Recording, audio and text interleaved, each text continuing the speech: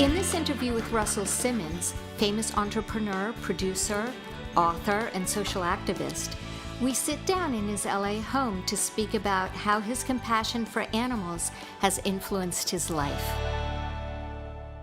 So thank you for your time. I'm happy to be here. I wanted to talk about Sharon Gannon, who's been your yoga teacher and guru for years. She is an animal lover, animal advocate. She created an organization that does free spay and neuter in New York and also rescues cats. And I wanted to know how her love of animals has had an impact on you. Well, as a Jivamukti student, almost 20 years ago, I remember class was over and I could barely sit up straight, so I was. And he said, put something in your body that will fuel my practice. And I was like, oh, a leaf? A green juice? I mean, like, what can I eat? Because I had twisted and done everything possible. And I also, over a period of time, kept hearing about the suffering of animals, and I didn't want to participate anymore. It just seemed not only healthier, but spiritually much healthier to ingest, plant-based diet. And I moved, and it was Jivamukti and their teachings that helped me quite a bit. So Sharon's influence has been tremendous over me in regards to my compassion for animals and my advocacy for them. What kind of joy and meaning has compassion for animals brought to your life that money and fame hasn't? Well, money and fame hasn't brought anything to my life regarding happiness. More and more I learned it's a comfortable seat. My yoga practice is about happiness. Yoga, the state of yoga, is a state of bliss. Moving towards that bliss requires introspection and a look at what your practices are in the outer world. And you can't go inside and not feel connected to all living beings. When you see someone hit their head, you jump, When animals suffer, you suffer. You can't disconnect your causing of harm to other animals and say I'm practicing non-harming. So it's a complete contradiction to any spiritual practice. People are unconscious of, but it's in every scripture. Jewish, Christian, Muslim, Buddhist, whatever their practices, the Indians, American, always included compassion for animals, because those who were enlightened knew that this was a very important component to their own evolution towards God. Before the time of Noah in Judaism, it was a capital punishment to kill an animal, and Jews were vegetarian. Well, that's a very, very important point. I'm aware of that, and I say it sometimes, in Judaism, it was forbidden. And they were vegetarians, but in all the children of Abraham have this connection. Sharon has a good quote, and I love it. The yogi loses taste for things that don't taste good. Right? Things that aren't good for you, he loses taste for them. And I kind of feel like animals are one of the primary things you let go of if you really want to speed up your journey towards this blissful existence. Now we find from the nutrition standpoint, it's poison what we're eating, if we're eating animals. And I'm not an angry vegan, I always say I'm a happy vegan, but we need the angry ones too. 100 billion animals are worldwide and made to be born through the worst, horrible factory practices. That is the worst karmic disaster in the history of the world. Still, people are disconnected from that, and they are more connected to their health. I want to tell people you're going to die and the plant's going to die, because people are selfish. There's lots of people seeing suffering, should wake them up. But people get cold. There's too many women playing with their dog and wearing a fur coat. Right.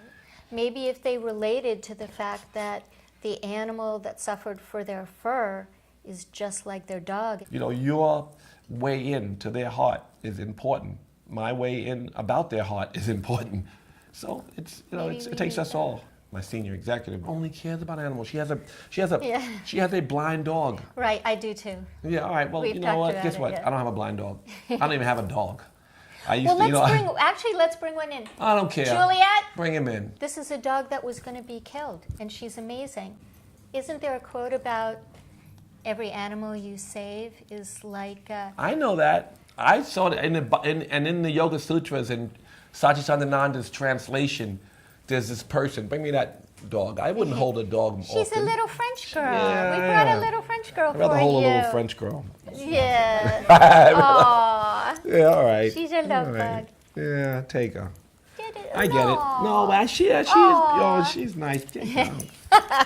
I started to tell you about it in the Yoga Sutras, the story that Satchitananda wrote in part of his translation about the little boy throwing starfish back into the water. Mm-hmm. Have you read this? Do you know this?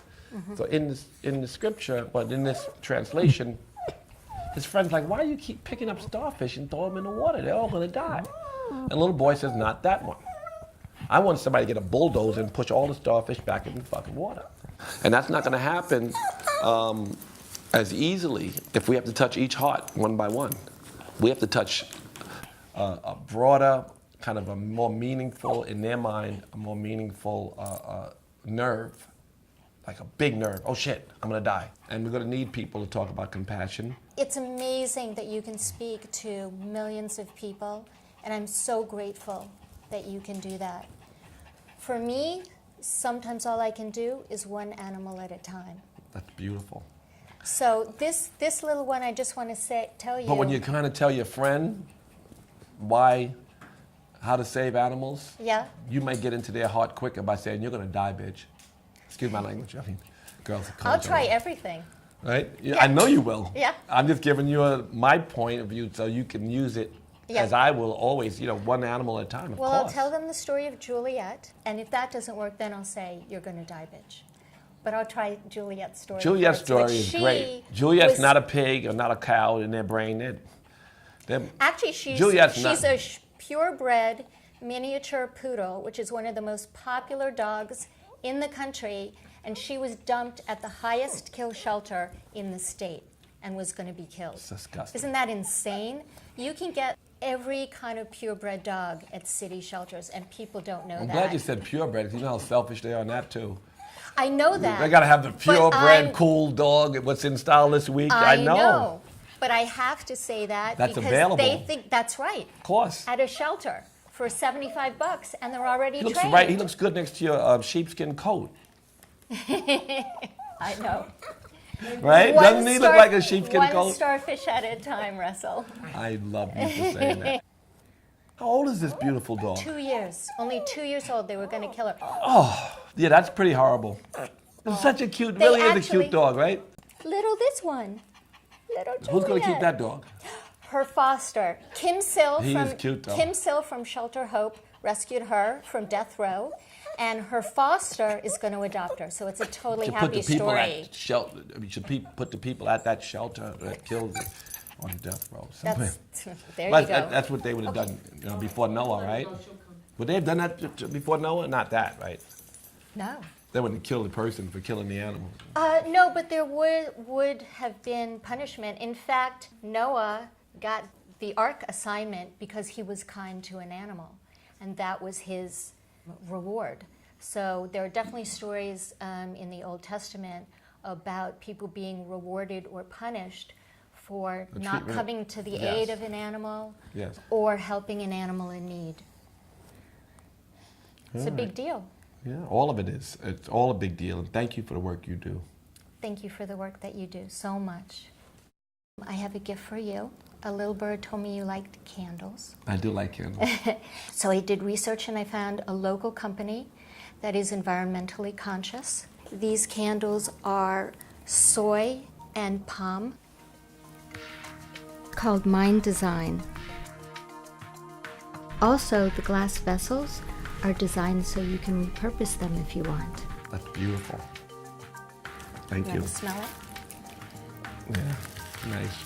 Smells like the ocean. Thank you. I love it. That's beautiful.